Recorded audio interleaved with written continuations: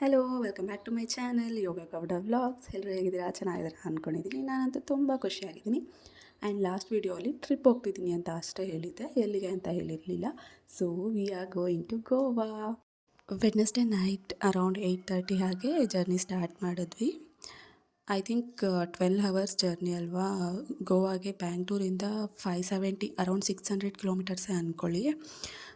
So ಇಬ್ಬರಿದ್ರೆ journey ತುಂಬ ಚೆನ್ನಾಗಿ ಹೋಗುತ್ತೆ. ಬಿಕಾಸ್ ಒಬ್ಬರು ಸುಸ್ತಾದರೆ ಇನ್ನೊಬ್ಬರು ಡ್ರೈವ್ ಮಾಡ್ತಾರೆ, ಒಬ್ಬರೇ ಆದರೆ ಸ್ವಲ್ಪ ಕಷ್ಟ ಆಗುತ್ತೆ. ಸೊ ತುಂಬ ಚೆನ್ನಾಗಿ ನಾವು ಸಾಂಗ್ಸ್ ಹೇಳ್ಕೊಂಡು ಚೈಲ್ಡ್ಹುಡ್ ಮೆಮೊರೀಸ್ನೆಲ್ಲ ನೆನಪು ಮಾಡಿಕೊಂಡು ಸ್ಟೋರೀಸ್ ಎಲ್ಲ ಅದು ಇದು ಅಂತ ಹೇಳ್ಕೊಂಡು ಜರ್ನಿ ಹೇಗೆ ಹೋಯಿತು ಅಂತಲೇ ಗೊತ್ತಿಲ್ಲ. ಆಲ್ಮೋಸ್ಟ್ 11 to 12 ಅವರ್ಸ್ ಜರ್ನಿ ಅಲ್ವಾ. ತುಂಬ ಚೆನ್ನಾಗಿತ್ತು. ಆ್ಯಂಡ್ ನಾವಿಲ್ಲಿ ಗೋವಾ ರೀಚ್ ಆಗ್ತಿದ್ದೀವಿ ಅಂದಾಗ ಅಲ್ಲೊಂದು ಸ್ವಲ್ಪ ವ್ಯೂ ಚೆನ್ನಾಗಿದೆ ಅಂತ ನಿಲ್ಲಿಸಿ ನೋಡ್ತಾ ಇದ್ವಿ. ಈ ಥರ ರೋಡ್ಸು ಗ್ರೀನರಿ ಇದ್ದರೆ ನಿಜ ಯಾವ ರೋಡ್ ಜರ್ನಿ ಸಹ ಬೋರ್ ಆಗೋಲ್ಲ. ಆ ಕಡೆ ಈ ಕಡೆ ಫುಲ್ಲು ಮರ ಗಿಡ, ತುಂಬ ಗ್ರೀನರಿ. ಆ್ಯಂಡ್ ಆ ವ್ಯೂ ನೋಡಿಕೊಂಡು ಆ ಸಣ್ಣ ಸಣ್ಣ ಜರಿ ನೋಡಿಕೊಂಡು ಆ ಶಬ್ದ, ನೀರು ಹರಿಯೋ ಶಬ್ದ ಕೇಳೋದ್ರೇ ಒಂಥರ ಖುಷಿ ಆಗುತ್ತೆ. ನಿಜ ಈ ಥರ ಇರಬೇಕು ರೋಡ್ ಟ್ರಿಪ್ ಅಂದರೆ, ಆಗ ಬೋರೇ ಆಗೋಲ್ಲ. ಎಷ್ಟು ದೂರ ಬೇಕಾದರೂ ಜರ್ನಿ ಮಾಡ್ಬೋದು.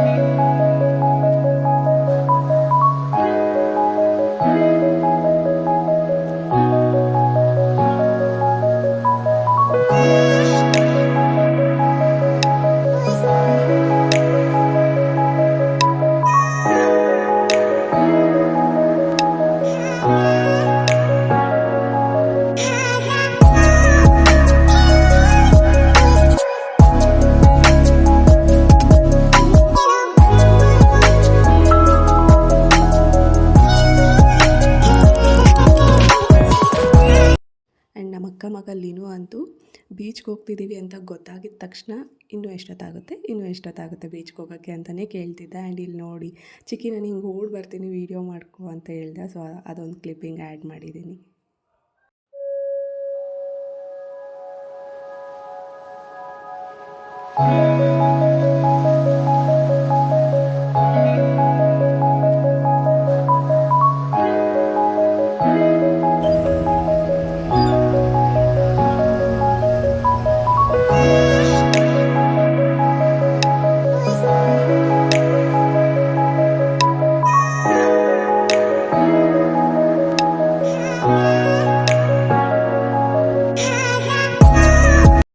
ಫಸ್ಟ್ ನಾವು ಕ್ಯಾಂಡಲಿನ್ ಬೀಚ್ಗೆ ಹೋಗಬೇಕು ಅಂದ್ಕೊಂಡಿದ್ವಿ. ಅದಕ್ಕಿಂತ ಮುಂಚೆ ಟೈಮ್ ಆಲ್ಮೋಸ್ಟ್ 9 ಆಗ್ತಾ ಬಂದಿತ್ತು. ಬ್ರೇಕ್ಫಾಸ್ಟ್ ಮುಗಿಸ್ಕೊಂಡು ಬೀಚ್ಗೆ ಹೋಗ್ಬಿಡೋಣ, ಸ್ವಲ್ಪ ಆಟ ಆಡ್ಕೊಂಡು ಬರೋದು ಲೇಟ್ ಆದ್ರೂ ಸೊ ಏನು ಪ್ರಾಬ್ಲಮ್ ಆಗೋಲ್ಲ ಅಂದ್ಕೊಂಡು ಇಲ್ಲಿ ಬ್ರೇಕ್ಫಾಸ್ಟ್ ಮುಗಿಸ್ಕೊಂಡು ಕ್ಯಾಂಡಲಿನ್ ಬೀಚ್ ಕಡೆ ಹೋಗ್ತಾ ಇದ್ದೀವಿ. ನಿಜ ಬೀಚು ಮಾರ್ನಿಂಗ್ ಟೈಮ್ ಹೋಗಿದ್ದಲ್ವಾ, ಎಷ್ಟು ಚೆನ್ನಾಗಿತ್ತು ಅಂತಂದರೆ. ಆ್ಯಂಡ್ ಅಲೆಗಳ ಸೌಂಡು ಅಷ್ಟೇ ಕೇಳ್ತಾನೇ ಇರಬೇಕು ಅನಿಸುತ್ತೆ. ನಾನು ಹಾಗೆ ರಾವ್ ವೀಡಿಯೋನೇ ಹಾಕಿದ್ದೀನಿ, ಕೇಳಿಸ್ಕೊಂಡು. ಏನು ಅದ್ರಾಗ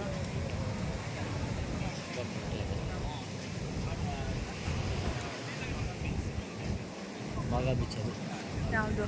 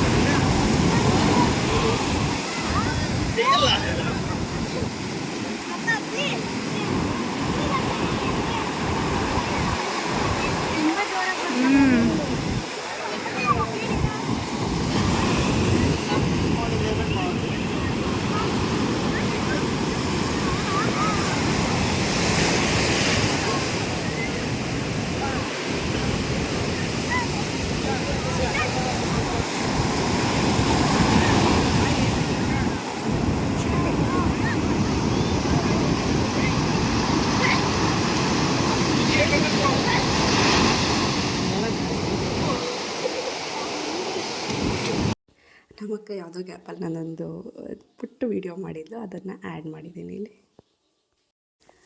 ಬೀಚ್ ಹತ್ರನೇ ಈ ಶಾಪ್ಸ್ ಎಲ್ಲ ಇದೆ, ಲೈಕ್ ಬಟ್ಟೆ ಮತ್ತು ಬೀಚ್ ಟಾಯ್ಸ್ ಮಕ್ಕಳಿಗೆ ಆಟಾಡೋದಕ್ಕೆ ಆ್ಯಂಡ್ ಫ್ರಿಜ್ ಮ್ಯಾಗ್ನೆಟ್ಸು ಪ್ರತಿಯೊಂದು ಸಿಗುತ್ತೆ.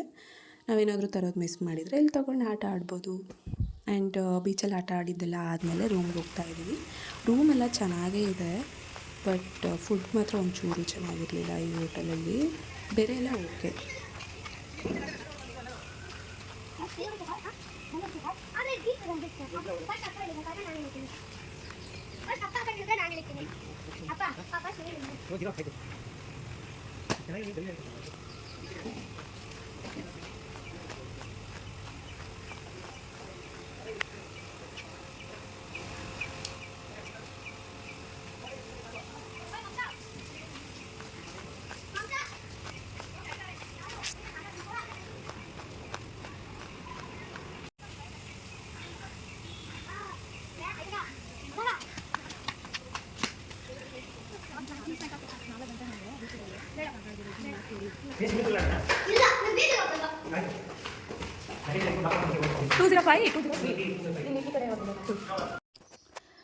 ಐ ಥಿಂಕ್ ನಾವು ಈ ರೂಮ್ಗೆ 3000 ರುಪೀಸ್ ಏನೋ ಪೇ ಮಾಡಿದ್ವಿ, just for stay only. Food ಏನಾದರೂ ಬೇಕು ಅಂತಂದರೆ ಅದಕ್ಕೆ ಎಕ್ಸ್ಟ್ರಾ ಪೇ ಮಾಡಿ ತೊಗೋಬೇಕಿತ್ತು. ರೂಮ್ ರೀಚ್ ಆದಮೇಲೆ ಎಲ್ಲರೂ ಫ್ರೆಶ್ ಅಪ್ ಆಗಿ ಬಾಗ ಬೀಚ್ಗೆ ಹೋಗೋಣ ಅಂದ್ಕೊಂಡು ಹೊರಟಿದ್ವಿ. ಆನ್ ದ ವೇ ಊಟ ಮುಗಿಸ್ಕೊಂಡು ಹೊರಟ್ಬಿಡೋಣ, ಬಿಕಾಸ್ ಟೈಮ್ ಆಲ್ಮೋಸ್ಟ್ 2 ಆಗ್ತಾ ಬಂದಿತ್ತು. ಸೊ ಊಟ ಮುಗಿಸ್ಕೊಂಡು ಹೋದರೆ ಎಷ್ಟೊತ್ತು ಬೇಕಾದರೂ ಆಟ ಆಡಿಕೊಂಡು ಬರ್ಬೋದು ಅಂತ ಇಲ್ಲಿ ಊಟಕ್ಕೆ ನಿಲ್ಲಿಸಿದ್ವಿ. ನಿಜ ಇಲ್ಲಿ ಊಟ ತುಂಬ ಚೆನ್ನಾಗಿತ್ತು. ನಮ್ಮ ಅಕ್ಕ ಮಗನೇ ರಿವ್ಯೂ ಕೊಟ್ಟಿದ್ದಾನೆ, ಆ ಕ್ಲಿಪ್ಪಿಂಗ್ಸ್ನ ಆ್ಯಡ್ ಮಾಡಿದ್ದೀನಿ. ಆ್ಯಂಡ್ ನೀವು ಇಲ್ಲಿ ನೆಕ್ಸ್ಟ್ ಕ್ಲಿಪ್ ನೀವು ನೋಡ್ತೀರಾ, 1 ಸೆಕೆಂಡ್ ಅವ್ನು ಸುಮ್ಮನೆ ಇರಲ್ಲ, ಏನಾದರೂ ಒಂದೊಂದು ಕಿತಾಪತಿ ಮಾಡ್ತಾನೆ ಇರ್ತಾನೆ. ಬೇಕಿದ್ರೆ ನೋಡಿ, ಇಲ್ಲಿ ಅವರು ಗ್ಲಾಸಸ್ ತಂದಿಟ್ಟು ಹೋಗಿದ್ರೆ ಅವನೇ ಎಲ್ರಿಗೂ ಇದು ಹಿಂಗೆ ಅಂತ ಅರೇಂಜ್ ಮಾಡಿ ಕೊಡ್ತಾ ಇದ್ದಾನೆ. ಆ್ಯಂಡ್ ಇಲ್ಲಿ ರಿವ್ಯೂ ಕೊಟ್ಟಿದ್ದಾನೆ, ಕೇಳಿಸ್ಕೊಳ್ಳಿ ಫುಡ್ ಬಗ್ಗೆ.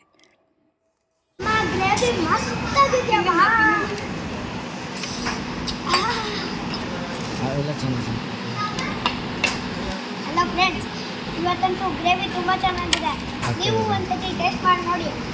ಬನ್ನಿ ಗೋವಾಗೆ ಬನ್ನಿ. ನಾನೇ ಹಾಕಿದ್ದೀನಿ, ಬೈಕೊಂಬೇಡ. ನೋಡಿ, ನಾವಿವತ್ತು ರೆಸಾರ್ಟಲ್ಲಿ ಬೀಚ್ಗೆ ಹೋಗ್ತಿದ್ವಿ.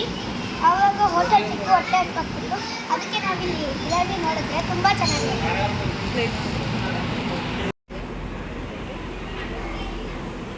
ಒಳ್ಳೆ ಚೆನ್ನಾಗಿದೆ. ಖಾರನೂ ಮಸ್ತಿದೆ. ಹಾಯ್ ಫ್ರೆಂಡ್ಸ್, ಈ ವಿಡಿಯೋ ಏನಾದರೂ ನಿಮ್ಗೆ ಇಷ್ಟ ಆಗಿದ್ದರೆ ಪ್ಲೀಸ್ ಸಬ್ಸ್ಕ್ರೈಬ್ ಮಾಡಿ ಆ್ಯಂಡ್ ಲೈಕ್ ಮಾಡಿ. ಮತ್ತೊಂದು ಇಂಟ್ರೆಸ್ಟಿಂಗ್ ಬ್ಲಾಗ್ ಜೊತೆ ಬರ್ತೀನಿ. ಟೇಕ್ ಕೇರ್, ಬಾಯ್ ಬಾಯ್.